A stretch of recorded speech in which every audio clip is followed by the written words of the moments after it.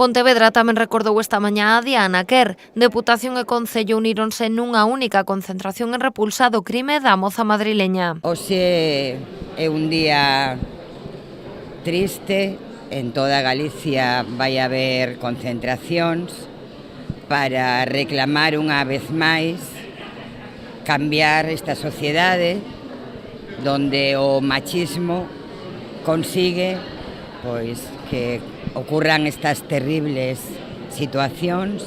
Realmente é difícil ter palabras, non? Para mostrar a nosa dor, as nosas condolencias á familia. Segundo a presidenta provincial, estas situacións derivan dunha sociedade marcada polo machismo, froito ademais dun sistema patriarcal. Eu hoxe quería tamén facer unha reflexión.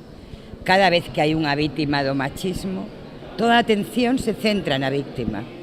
Falamos da vítima, falamos da súa vida, de cal era o seu comportamento, cales eran as súas relacións, cal era a súa historia, e convertimos a vítima nunha dobre vítima. Eu creo que toda a sociedade, toda a cidadanía, debemos facer unha profunda reflexión para que eso non aconteza.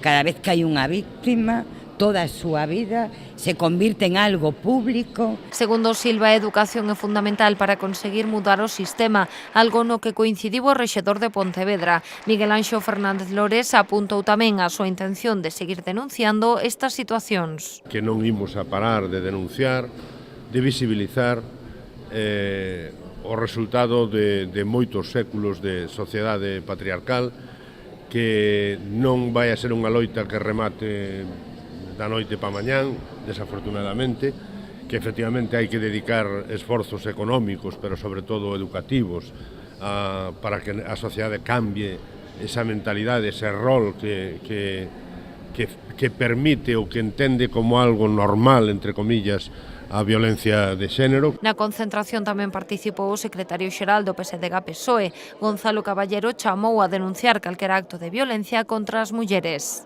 Un caso que ten unha alta sensibilidade social, e no cal hai que ter toda a cabeza fría para que a xusticia, para que os investigadores, para que a policía actúen con toda a forza da lei, respetando os procesos existentes, e dende logo dende o ámbito político e dende o ámbito público non nos queda máis que facer un chamamento á denuncia e dende logo a condena de calquer tipo de actividade que implique violencia, que implique unha actividade de machismo, de presión sobre as mulleres.